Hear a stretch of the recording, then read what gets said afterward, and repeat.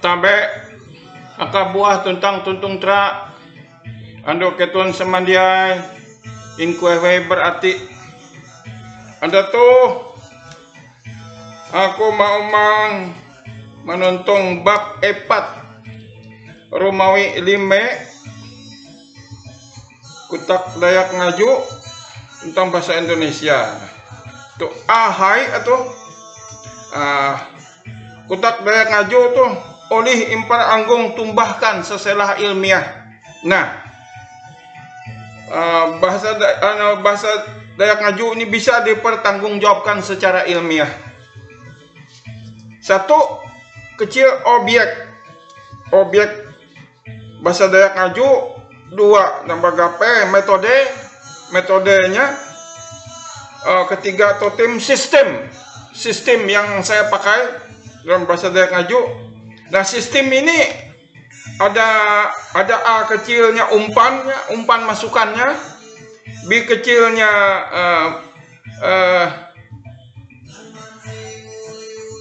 masukan dari adat, masukan dari adat yang ada masalahnya. Nah, kemudian C-nya proses, D-nya keluaran, E-nya batasannya, F-nya tintuan tujuannya. Nah, ana IJ na objek, dua magape telo sistem, empat atau yuwarisal itu universal. Nah, kilote awi ini nggak YouTube tuh baya pana tu 15 menit ya. Ji cagar umang tuh nak arek. Nah, jadi itu saniha wei dia uli arek. Nah, kira tuh bagaimana bahasa Dayak Ngaju ini bisa dipertanggungjawabkan secara ilmiah. Nah, ya harus sistematis lah, begitu, harus sistematis. Nah, harus sistematis. Apa yang sistematis itu? Bahasa Indonesianya sistematis adalah segala bentuk usaha untuk menguraikan atau menjabarkan sesuatu dalam hubungan yang teratur dan juga logis sehingga membentuk suatu sistem yang menyeluruh, utuh dan juga terpadu yang bisa menjelaskan rangkaian sebab dan akibat berkaitan dengan objek bahasa Dayak Ngaju, begitu. Nah, objeknya tadi sudah saya awali tadi, yaitu berobjek. Nah, jadi ini berobjek, bermetode, bersistem dan universal. Menurut bahasa Indonesia, KBBI bahasa Indonesia, objek adalah suku kata Dayak Ngaju yang sudah ada atau yang belum ada. Nah, itu objeknya. Nah, subjeknya itu adalah kalimat, pola kalimat bahasa Dayak Ngaju-nya. Itu subjeknya. Demikian. Nah, kemudian metode. Metode di dalam penelitian itu kan banyak sekali metode dalam penelitian itu. Tinggal kita memilih yang mana yang sesuai dengan keperluan kita masing-masing. Nah, saya kan memilih metode ini, memilih mencipta. Karena apa? Karena di dalam pola lama bahasa Dayak Ngaju itu kan sama sekali satu buku pun yang ditulis dalam bahasa Dayak Ngaju itu tidak ada. Nah, oleh karena itu saya memilih mencipta. Nah, mencipta itu sumbernya dari mana? Ya, sebagai inspirasinya itu dari alam. Nah, sudah sampaikan dari adat, dari hadat, dari istiadat. Nah, itu sumber-sumbernya itu dari situ. para pahari samandiai in kuewe berarti dia kawan jadi 5 menit tuh. 5 menit. Aku berlaku saya minta dengan segala hormat kepada Anda. Saya minta subscribe, minta komentar, minta tanyek suka atau tidak suka. Terima kasih. Dek aku berlaku tina itu. Mihop hello.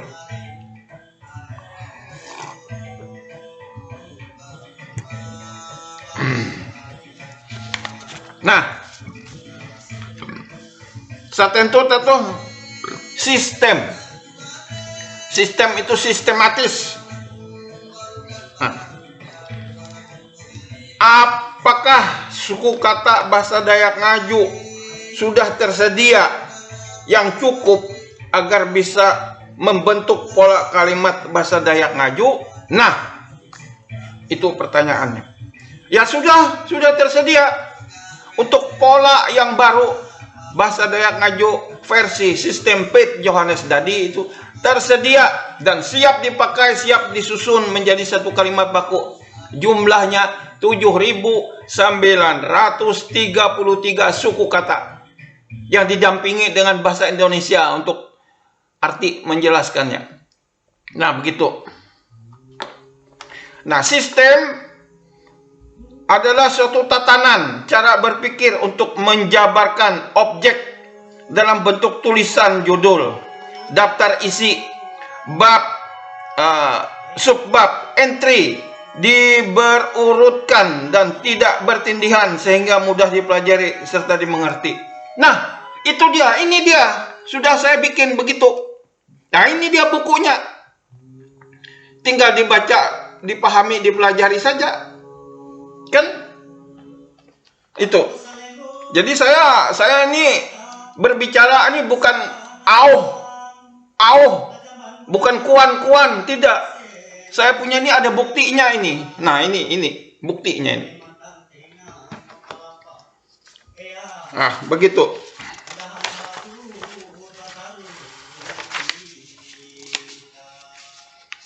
Nah, itu. Jadi ujung menit. Jadi tadi masalah ada 5 elemen, ya, 5 elemen untuk sistem itu, masukan sistem itu, yaitu harus ada umpan, lukut, arti lukut, umpan. Umpannya itu apa? Nah, ya itu tadi dari masukan-masukan dari adat, nah, dari budaya, dari istiadat, dari tradisi itu. Kemudian masukannya jelas, itu diproses. Nah, kemudian dia keluar setelah diproses. Dia keluar, maksudnya itu keluar setelah dicipta itu suku kata. Nah, suku kata itu kemudian dibatasi, dimasukkan ke dalam kelompok-kelompok suku kata di dalam kamus bahasa Dayak Ngaju. Tujuannya agar apa? Ya agar siap pakai, karena sudah tersedia. Karena di dalam bahasa Dayak Ngaju kamus versi Johannes Dadi ini dikelompokkan begitu, membuat kamusnya itu dikelompokkan. Nah, itu dia. Kemudian kita lanjut lagi kepada yang berikut, yaitu ini tidak terasa sudah 8 menit. Kepada universal. Kenapa universal?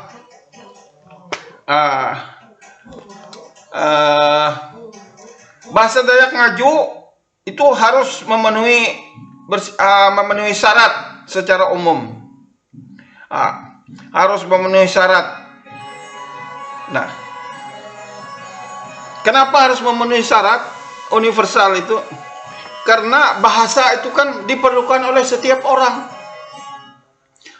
Apakah orang itu disebutkan berkulit hitam kah misalnya, berkulit kuning langsat kah, berkulit putih kah? Dia semua orang itu memerlukan bahasa.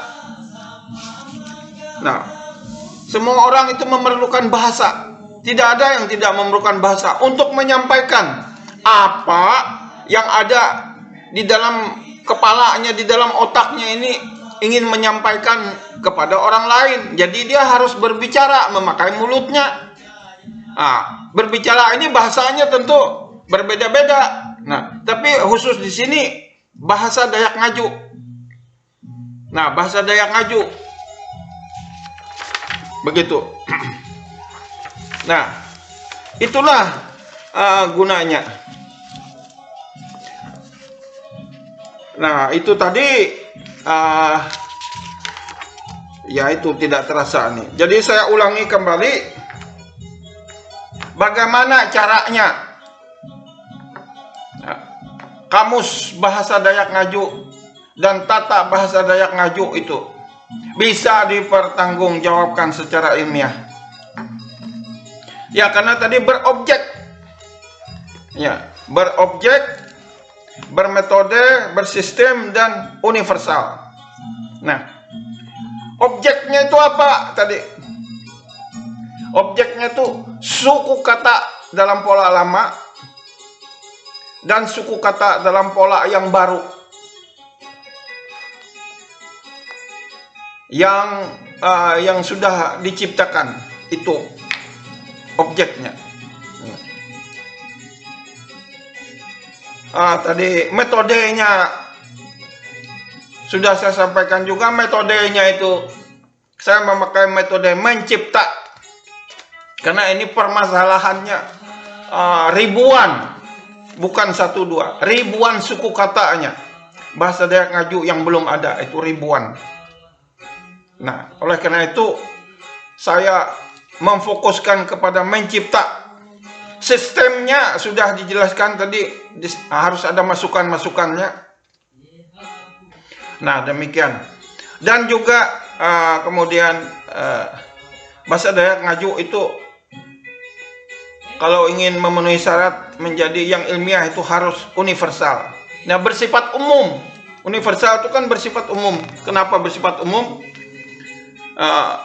Karena di latar belakangi semua orang itu kan memerlukan bahasa begitu. Nah, yaitu saya ulangi, orang Amerika juga perlu bahasanya bahasa Inggris mereka, orang Tiongkok dia bahasa Mandarin begitu. Nah, orang Afrika dia bahasa mereka sendiri begitu. Nah, orang Dayak Ngaju di Indonesia pakai bahasa Indonesia. Nah, suku Dayak Ngaju yang tinggal di dalam wilayah Indonesia, di dalam provinsi wilayah Kalimantan Tengah itu punya bahasa ibunya sendiri. Bahasa ibunya sendiri. Nah, yang berdaulat terhadap bahasanya sendiri. Dia yang memeliharanya. Orang Dayak Ngaju yang melestarikannya. Sampai kapan melestarikan itu? Ya, sampai selama-lamanya. Dari dalam perut dia dilahirkan, dia bekerja dewasa sampai dia meninggal dikuburkan, baru selesai kalau dia sudah meninggal, karena tidak bisa apa-apa lagi. Begitu. Jadi baratuh itah mahaga kotak Dayak Ngaju dalah satatahir. Dari sekarang kita memelihara bahasa Dayak Ngaju itu sampai selama-lamanya. Nah, kembali lagi saya ulangi. Buku Kamus Bahasa Dayak Ngaju dan buku Tata Bahasa Dayak Ngaju ini merupakan satu kesatuan yang tidak terpisahkan. Nah, satu kesatuan yang tidak terpisahkan, karena di dalam buku tata bahasanya ini, di sini semua dijelaskan dari A sampai Z-nya. Nah, dan kemudian dapat dipertanggungjawabkan secara ilmiah. Ya, ini sekarang saya menjelaskannya kepada Bapak, Ibu, Saudara sekalian dimanapun Anda berada. Terima kasih kalau Anda sudah menonton, Anda sudah menyimak, Anda sudah mendengar, Anda sudah memahaminya. Nah, Anda mengerti. Saya ucapkan banyak terima kasih. Begitu. Nah, ini sudah 14 menit. Hampir 15 menit. Nah, waktu yang diberikan itu oleh YouTube cuma begitu. Demikian Ando pahara pahari samandiai in kuehwe ketun berarti sasinde tinai aku are menyebut narima asik. Dalas basundau tinai.